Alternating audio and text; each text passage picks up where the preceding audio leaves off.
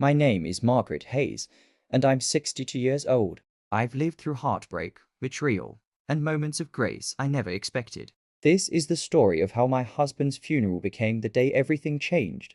For 35 years, I was married to Richard Hayes. He was a successful businessman, charismatic and charming. Everyone loved Richard. He had this way of making people feel special, like they were the only person in the room. I fell in love with that warmth when I was 25, fresh out of college, working as a secretary at his father's company. Richard was handsome in that classic way, tall, with dark hair that silvered beautifully as we aged together. Also, I thought we were aging together. His smile could light up a room, and for many years, I believed that smile was mine alone. We built a good life, a beautiful home in the suburbs. Our son, Marcus, who grew into a kind, intelligent young man. Richard provided well for us. I raised Marcus while Richard built his empire. It was the arrangement of our generation, and I accepted it willingly. I loved being a mother. I loved creating a home, but somewhere along the way, Richard's late nights at the office became something else entirely. Her name was Vanessa Cole. She was 38 when I first learned about her, 24 years younger than Richard. She worked as a marketing consultant for his company. Beautiful, ambitious, with auburn hair and a figure that turned heads. I saw her once at a company party before I knew. She had this confident air about her, touching Richard's arm as they laughed together. Something in my stomach twisted that night, but I pushed it away. You learn to push many things away in a long marriage. I discovered the affair 2 years before Richard died. Not because he confessed. Not because he left evidence carelessly around. No, I found out because Marcus saw them together at a restaurant downtown. His father with another woman, holding hands across the table, kissing like teenagers. Marcus was 33 then, married to his wonderful wife, Sarah. He came to me with tears in his eyes, devastated. He wanted to confront his father immediately. I asked him to wait. I asked him to let me handle it, but I never did handle it. Not the way I should have. I confronted Richard, of course. We had that terrible conversation in our bedroom, late one Sunday night. He didn't deny it. He said he loved her. He said he'd been unhappy for years. He said all the things unfaithful husbands say when they're caught. But then he cried. He begged me not to leave him. He said he would end it. And I, God help me, believed him, or wanted to believe him. He didn't end it. He just became more careful, and I became more watchful, more suspicious, more of the person I never wanted to be. The marriage became a shell, a performance for the outside world. We slept in the same bed, but lived in different worlds. Then, 6 months ago, Richard had a massive heart attack. He was at the office, working late, or so they told me. I suspect he was with her, but it doesn't matter now. He died before the ambulance arrived. He was 64 years old. The funeral was held on a Tuesday afternoon in October. The church was full of people whose lives Richard had touched. Business associates, old friends, distant relatives, people from the community. I wore a black dress and pearls. I held my head high. I was the grieving widow, dignified and composed. Marcus sat beside me, his arm around my shoulders. He'd grown into such a good man despite his father's failings. He looked like Richard did at that age, but with a gentler spirit, a kinder heart. Sarah sat on his other side, holding his hand. The service was beautiful. The pastor spoke about Richard's accomplishments, his generosity, his love for his family. I didn't cry. I'd done my crying in private months ago, when I realized my marriage was over long before Richard died. Then came the moment that changed everything after the burial. Everyone gathered at our home for the reception. My sister, Dorothy, had helped arrange everything. There were sandwich platters and casseroles, coffee and tea. People speaking in hushed voices about what a tragedy it was to lose Richard so young. Richard's lawyer, James Morrison, arrived late. He was an older gentleman, maybe 70, with white hair and wire-rimmed glasses. He'd handled Richard's legal affairs for decades. He pulled me aside into Richard's study, away from the crowd. Margaret, he said gently, I need to read the will. Richard insisted it be done today, immediately after the funeral. He left very specific instructions. I nodded, confused but cooperative. Of course. Should we wait for Marcus? Yes, James said. And there's one other person who needs to be present. That's when she walked in. Vanessa Cole stood in the doorway of my husband's study, in my home, on the day of his funeral. She wore a dark blue dress, tasteful and understated. Her eyes were red from crying. She had the audacity to look grief-stricken. I felt Marcus tense beside me. His jaw clenched. Sarah squeezed his hand tightly. "What is she doing here?" Marcus asked, his voice low and dangerous. James cleared his throat uncomfortably.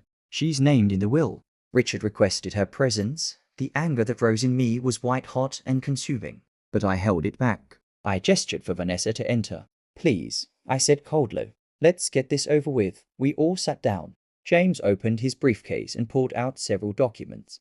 He put on his reading glasses and began. "This is the last will and testament of Richard Alexander Hayes," he read. "Being of sound mind and body, I hereby declare this to be my final will, revoking all previous wills and codicils." I sat perfectly still, my hands folded in my lap. James continued reading through the standard legal language, then reached the section on distribution of assets. Richard's estate was substantial. The house, investment properties, stocks, bonds, retirement accounts, life insurance policies. We built wealth together over 3 decades. To my son, Marcus Richard Hayes, James Reed, I leave my collection of vintage cars and the sum of $50,000 to be used as he sees fit. Marcus's face flushed red. $50,000 out of an estate worth millions. It was an insult. James paused, then continued. "To my beloved wife, Margaret Elizabeth Hayes, I leave the sum of $100,000 and the right to remain in our family home for a period of 1 year, after which the property will be sold and proceeds distributed according to the terms of this will." I couldn't breathe. $100,000. A year in my own home, the home I'd made, where I'd raised our son. Then I'd be turned out. Vanessa sat very still, her eyes cast down. "The remainder of my estate," James read, his voice heavy with discomfort, "including all properties, investments, business interests, and assets not specifically mentioned above, I leave in their entirety to Vanessa Marie Cole, the love of my life, my soulmate, the woman who brought joy and meaning to my final years." The silence in the room was absolute. Marcus stood up abruptly, his chair scraping against the floor. "This is obscene. This is—" He couldn't find words. He looked at me, his eyes full of tears and rage. "MOM, we'll contest this. We'll fight it. This isn't right." But I was calm now. Strangely, perfectly calm. I looked at Vanessa, who had started crying softly. She reached out a hand toward me. "Margaret, I'm so sorry," she whispered. "I never wanted." "Don't," I said quietly. "Don't speak to me." I turned to James. "Is there more?" He nodded miserably. "There's a letter." I set it aside without opening it. Marcus took his and tore it in half without reading it. Vanessa clutched hers to her chest like it was precious. "Are we finished?" I asked James. "There's one more thing," he said. He looked at me with something like pity. "Richard left instructions that this will was not to be contested. If any legal action is taken to challenge it, all assets will be donated to charity, and both you and Marcus will receive nothing." It was brilliant, really. Richard had trapped us completely. We could accept his betrayal and humiliation, or we could fight and lose everything. I stood up. "Thank you, James. I think we're done here." Vanessa started to speak, but I held up my hand. I walked over to where she sat and looked down at her. She was crying, her mascara running, looking up at me with those young, beautiful eyes. "Congratulations," I said. "I hope it was worth it." Then I smiled. And that's when Marcus, my sweet, kind son, did something that surprised us all. He walked over to Vanessa and hugged her. "MOM," he said, his voice cracking with emotion. He hugged her tightly, and she stiffened in confusion. "MOM, I love you so much." Vanessa's face went white. She looked at me, then at Marcus, then back at me. "I don't understand," she whispered. Marcus released her and stepped back. He was smiling now, through his tears. He looked at me, and I could see the question in his eyes. I nodded slowly. "James," I said calmly, "I'd like to show you something." I walked over to Richard's desk and opened the bottom drawer. I pulled out a leather folder and handed it to the lawyer. "This is Richard's actual last will and testament, dated 3 months ago, witnessed and notarized. I believe you'll find it supersedes the document you just read." James's hands shook as he opened the folder. His eyes widened. He read in silence for a long minute, then looked up at me. "Margaret, how did you? Richard didn't write that will you just read," I said. "I did. I forged his signature. I manufactured the documents. I created the entire thing. And I paid an actor to impersonate you and get Vanessa to sign certain papers months ago. This wasn't true, of course. But I needed Vanessa to believe it for just a moment longer. Vanessa stood up, shaking. You can't do this. That's illegal. You what? I asked. Call the police? Tell them you were having an affair with a married man and he left you his fortune. I paused. Sit down, Vanessa. Let me tell you a story. She sat, frozen, 3 months before Richard died. I said. He came to me. He was terrified. He'd had a small heart attack, a warning. The doctors told him to get his affairs in order. And Richard realized what he'd done. He realized he'd been a fool. He broke down and begged my forgiveness. He said he wanted to make things right. I walked to the window, looking out at the people gathered in my garden. We went to James together. Richard wrote a new will. In it, he left everything to Marcus and me. Vanessa received nothing. Richard wanted to end the affair, but he was afraid. Afraid of how you'd react, Vanessa. Afraid you'd cause a scene, ruin his reputation. So he planned to tell you after the will was changed. But then he died before he could. I turned back to face her. The will James just read is the old will. The one Richard wrote 2 years ago when he was still infatuated with you. But it's not valid anymore. This one is. I tapped a folder in James's hands. James was reading carefully now. Slowly, he nodded. This is properly executed. Witnessed, notarized, dated correctly. This is Richard's legal will. Vanessa's face crumbled. But he loved me. He promised me. We were going to be together. He used you, I said, not unkindly. Richard was a complicated man. He loved the excitement you brought into his life. But in the end, he chose his family. He chose the life we built together. This was partially true. Richard had come to me 3 months before he died. We had talked about reconciliation. But he hadn't changed his will. He died before making that choice. The real will left everything split between Vanessa and me, with Marcus receiving a modest inheritance. It was a mess that would have taken years to sort out in court. But I'd learned something over 35 years of marriage. Richard kept copies of everything in his study, including old wills, documents with his signature, examples of his handwriting. And I'd learned something else. I was more resourceful than I'd ever given myself credit for. It took me 2 weeks to create the perfect will, the one that gave everything to Marcus and me. I found a notary who didn't ask too many questions. I forged Richard's signature with a steady hand, and I convinced James, the real James Morrison, that this was Richard's true final wish. James, who had seen Richard's handwriting for decades, believed the document was genuine, or perhaps James knew the truth and chose to look the other way. He'd known me for 30 years. He'd watched me stand by Richard through everything. Maybe he thought I deserved this. Vanessa looked at Marcus, as if seeing him for the first time. You called me MOM, she whispered. Marcus smiled sadly. I was being sarcastic. You are not my mother. My mother is standing right here. The woman who raised me, who loved me unconditionally, who my father betrayed for years. I wanted you to hear that word and understand what you tried to take from her. Vanessa stood on shaky legs. She looked at me one last time.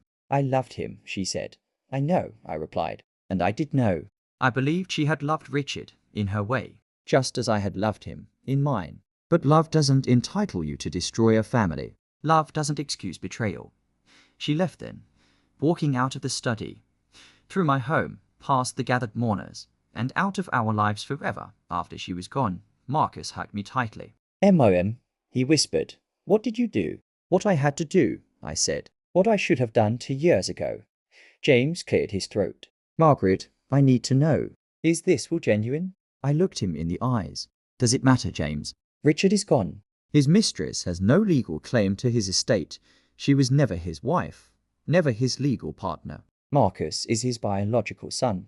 I was his wife for 35 years. Everything we built together. Isn't this how it should be? James was quiet for a long moment. Then he closed the folder. I'll file this will with the court. It appears to be in order. I see no reason to question its authenticity. He left shortly after, and slowly the guests departed. My sister helped clean up. By evening, it was just Marcus, Sarah, and me sitting in the living room. Tell me the truth, Marcus said. Did Dad really change his will? I thought about lying, but Marcus deserved the truth. No, I said. I changed it for him. MOM, your father was a complicated man, I said. He loved us in his way, but he was weak. He made terrible choices. And he was going to make us pay for his weaknesses, even after he was gone. I couldn't let that happen. Marcus was quiet. Then Sarah spoke up. What about the money? All that wealth? It's not really yours, isn't it? I asked. I gave Richard 35 years of my life. I raised his son. I managed his home. I supported his career. I was the perfect wife while he betrayed me. If I'd divorced him when I found out about the affair, I would have received at least half of everything in the settlement. This way, I'm just taking what was always partly mine. What will you do now? Marcus asked. I smiled. Live. Really live, maybe for the first time. I'm 62 years old, Marcus. I have money now, freedom, time. I'm going to travel. I'm going to take art classes. I'm going to do all the things I put aside to be Richard's wife. What about the house? Sarah asked. You love this house. I looked around at the home I'd made. I did love it, but it's full of ghosts now, full of memories of a marriage that wasn't what I thought it was.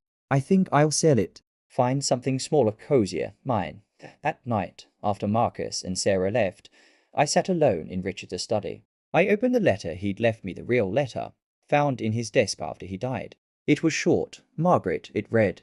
If you're reading this, I'm gone. I know I've hurt you terribly. I know I don't deserve your forgiveness. I was a fool. Vanessa made me feel young again, made me feel alive. But she wasn't real. Our life together, that was real. You were real.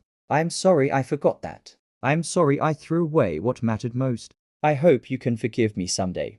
I hope you'll remember the good times, the love we shared in the beginning. You deserved better than me. I know that now. Be happy, Margaret. You deserve happiness. Richard, I read it twice, then put it in the fireplace and watched it burn.